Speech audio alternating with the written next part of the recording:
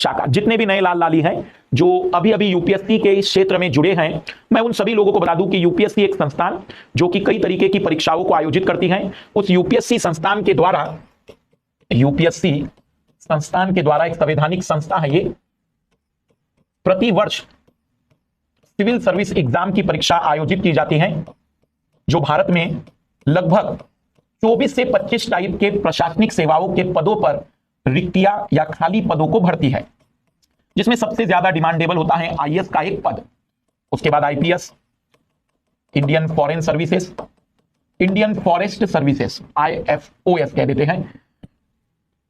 वर्तमान में आईएफओएस की जो परीक्षा है पीटी की, और ये जो बाकी सारी सर्विसेज की एक साथ जो परीक्षा होती है, उनका प्रीलिम्स का एग्जाम एक जैसा होता है। सिविल सर्विस एग्जाम में 3 पैटर्न है, 3 स्टेज हैं। पहला प्रीलिम्स का स्टेज होता है, दूसरा मेंस का स्टेज होता है, तीसरा इंटरव्यू साक्षात्कार की बात होती है। प्रीलिम्स में हमें ऑब्जेक्टिव सवालों के जवाब देने होते हैं, केवल 2 पेपर होते हैं, पेपर 1 और पेपर 2 के नाम से। पेपर 1 में 200 अंक और 100 प्रश्न होते हैं, इसे हम जीएस कहते हैं, पढ़ाने वाले शिक्षक, सामान्य अध्ययन का पेपर। और यहां पर दूसरा पेपर 200 और 80 प्रश्न, जिसे पढ़ाने वाले शिक्षक सीसेट के नाम से जानते हैं। इस पेपर में केवल क्वालिफाइंग नेचर का है, 66 अंक इस पेपर में लाना जरूरी है। अगर हम कहें तो 66 अंक या 27 प्रश्न आपके सही होने चाहिए, तो ही आपका पहला पेपर मतलब कंसीडर होगा कट ऑफ के लिए। अगर इतने नंबर नहीं आए तो पहले पेपर में कितने भी अंक आ जाए वो 0 ही माने जाएंगे। कट ऑफ कितना जाता है, तो जनरली कट ऑफ अगर मैं रेंज कहूं तो 98 से लेकर 112 नंबर तक का कट ऑफ अभी तक गया है। तो 98 से 112 हम औसतन मान के चलते हैं कि प्रतिशत के रूप में कट ऑफ 50 से 55% अंकों का जाता है। जैसे कि कट ऑफ से आप अवगत हो गए तो आपको यह पता है कि इस यूपीएससी के एग्जाम में कोई व्यक्ति ऐसा नहीं है जो 80% मार्क्स स्कोर करता हो, 90% मार्क्स स्कोर करता हो। फिर दूसरा पेपर सब्जेक्टिव टाइप का होता है। इस सब्जेक्टिव टाइप के पेपरों में 4 जीएस के पेपर होते हैं, 2 आप अपनी मर्जी से एक विषय चुनते हैं, उस विषय को हम लोग ऑप्शनल का पेपर कहते हैं। एक निबंध का पेपर होता है और एक हिंदी का पेपर होता है। यदि आप हिंदी में देना चाहें, मराठी वाले मराठी में भी दे सकते, गुजराती में भी। 22 भाषाओं के विकल्प होते हैं और एक इंग्लिश का पेपर होता है। इन दोनों पेपर में 300 अंकों में से 75 अंक लाना जरूरी है।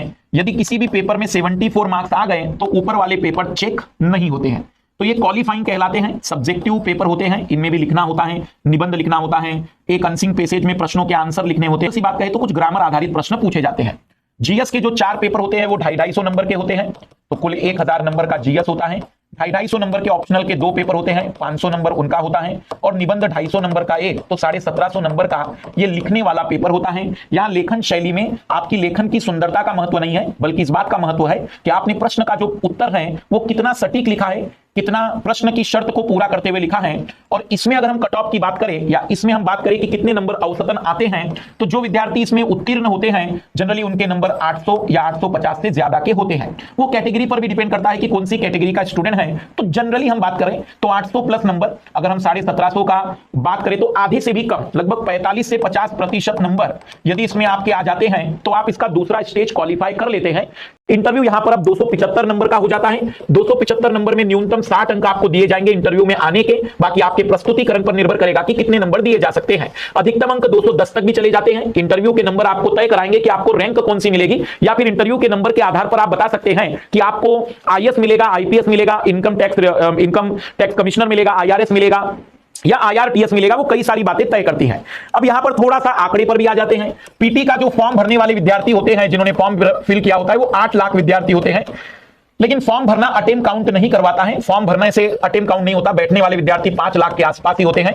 इन 5 लाख में जितनी भी सीटें आई हैं, जैसे मान लो 800 सीटें आई हैं, तो 15 गुना बच्चे सेलेक्ट होंगे, मतलब 12,000 विद्यार्थी पहली परीक्षा में चयनित होते हैं। ये 12,000 विद्यार्थी फिर मेंस की परीक्षा में बैठते हैं, जो 1750 नंबरों के पेपरों को लिखते हैं, और लगभग जितने भी सीटें हैं उसके 3 गुना विद्यार्थी बुलाए जाते हैं। 2400 विद्यार्थी इनमें से चयनित होंगे। इन 2400 का इंटरव्यू होगा और फिर इनमें से फाइनली 800 लोगों का चयन किया जाएगा। ये 800 मैंने एक डाटा लिया है, ये सीटें बदलती रहती हैं, कभी ज्यादा कभी कम। वो डिपेंड करेगा कि सरकार के पास कितनी सीटें खाली हैं, या सरकार कितनी सीटों पर आपके फॉर्म आवेदन कर रही है।